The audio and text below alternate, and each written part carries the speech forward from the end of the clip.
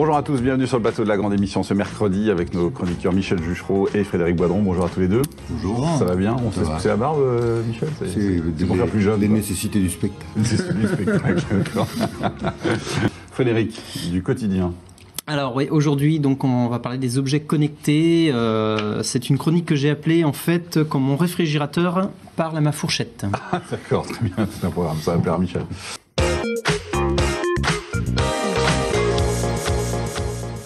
Alors ça va nous concerne tous, c'est les frigos intelligents. Donc plus le temps qu'on en parle en même temps, les frigos intelligents. Donc là effectivement on va parler un peu de tous les objets intelligents, les objets connectés. Et donc là au CES de Las Vegas, il y a eu une profusion c'est le grand salon des nouvelles technologies international. Et Samsung a présenté donc un réfrigérateur de Samsung T9000.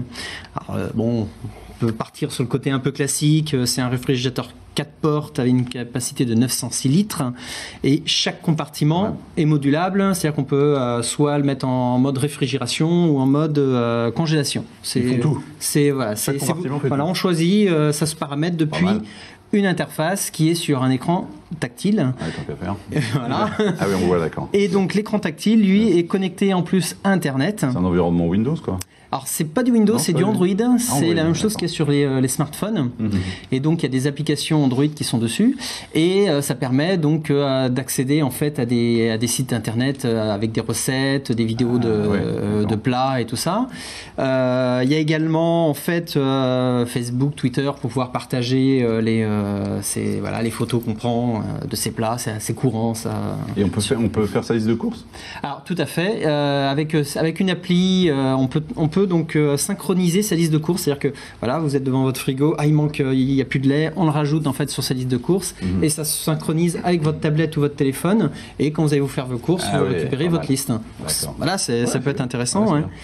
Et ça c'est demain, ça. Enfin, c'est même déjà chez les gens, mais ça va devenir, c'est quelque chose qui va, comme les objets connectés en général, se généraliser. Et LG va proposer bientôt la même chose, mais en plus avec un lecteur de code barre. C'est-à-dire que votre brique de lait, quand vous allez la passer devant, pas mal, pour dire quand elle est vide, lui, il va le mettre dans le stock, il va dire qu'il y en a un de moins, et quand il n'y en a plus que 6, c'est lui-même qui va passer commande au supermarché à la maison. Au supermarché. C'est énorme.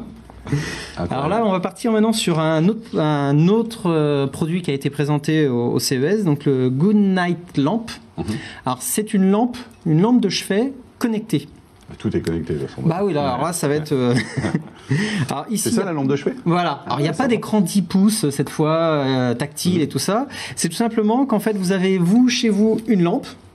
Voilà, de cette taille à peu près, et vous avez des petites veilleuses. Et chaque veilleuse est reliée à une autre lampe n'importe où dans le monde. N'importe où dans le monde? N'importe où dans le monde, puisqu'elle est connectée à Internet. Alors le principe, c'est que une petite veilleuse est jumelée avec une grande. Et quand on fait une action sur la grande, ça se refait sur la petite. On allume la grande, la petite qui est à Tombouctou s'allume ou s'éteint suivant... Ça, on peut se faire réveiller en pleine nuit? C'est des petites veilleuses, ça n'a pas. C'est juste pour montrer. C'est quoi l'intérêt? Alors l'intérêt, il y en a plein. En fait, ça peut servir, par exemple, votre enfant a dans sa chambre donc la grande, mais le soir, après avoir posé le bouquin, hop, elle appuie dessus. Et bien vous, dans votre salon, vous avez la petite veilleuse qui s'éteint. Ah c'est bon, Claire est en train de se coucher. Ah oui, c'est pratique dans la maison. Voilà, il n'y a pas que ça, vous avez, en plus vous pouvez les personnaliser, vous avez une où il y a un petit cœur qui est dessiné dessus, on devine à qui appartient la lampe qui est connectée. Et simplement, c'est cette personne qui travaille très tard, c'est un travail très... Voilà. Et à 11h le soir, elle quitte son bureau, elle éteint sa lampe, pouf, ça s'éteint chez vous, c'est l'heure de préparer le dîner, la personne arrive.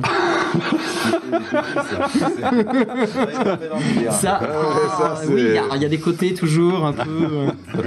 Ou vous avez un ami qui est au Canada, vous parliez du Canada tout à l'heure, du Québec, qui est au Québec, il allume sa lampe, ça veut dire qu'il se réveille. Il est dispo et vous pouvez l'appeler par téléphone ou faire un Skype, et vous le réveillez pas par le téléphone.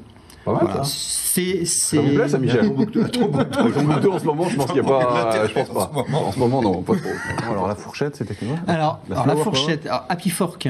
Happy Fork. Ouais, c'est quoi? alors, Happy Fork, en fait, faut imaginer en fait une fourchette, ça ressemble à une fourchette toute classique, mais elle se propose d'aider en fait les gens qui prennent du poids en mangeant trop vite. Parce qu'en fait, on prend facilement du poids en mangeant beaucoup trop vite.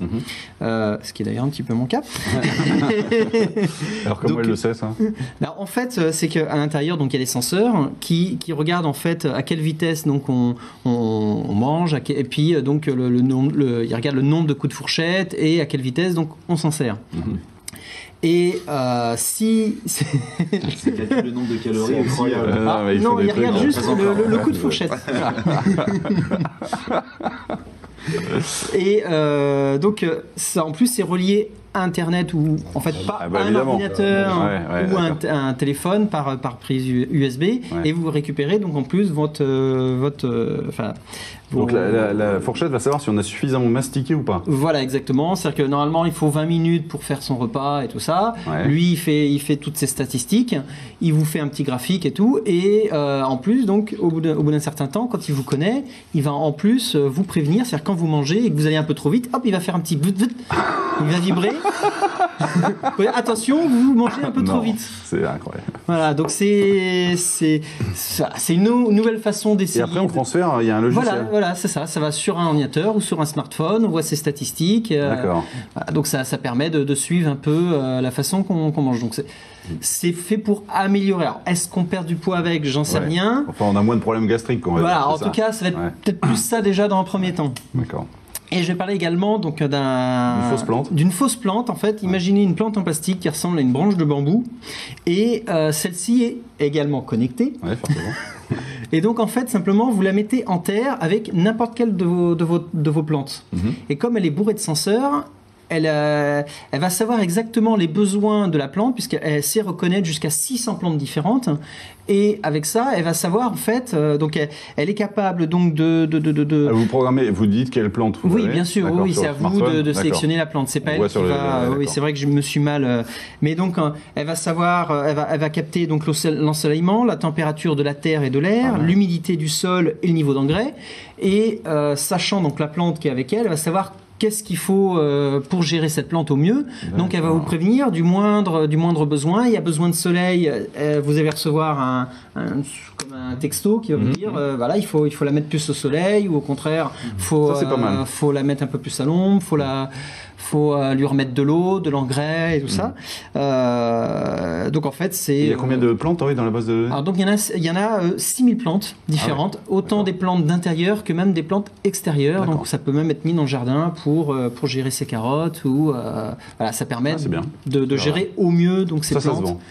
C'est déjà en vente. En fait, ça c'est pas le premier à présenter, c'est à mon avis celui qui va vraiment lancer le marché, parce que c'est une grande marque, c'est Parrot, ceux qui faisaient les air drones, les drones qui fait des kits main libre dans les voitures. Voilà, exactement.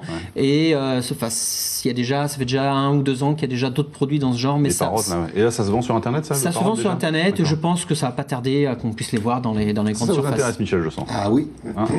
Oui. Vous avez la main verte? Non, justement. Justement avec ça, plus d'oubli, et c'est la main verte pour tous. Très bien. Merci à Michel et à Frédéric. Merci à vous de nous avoir suivis. À demain. Au revoir.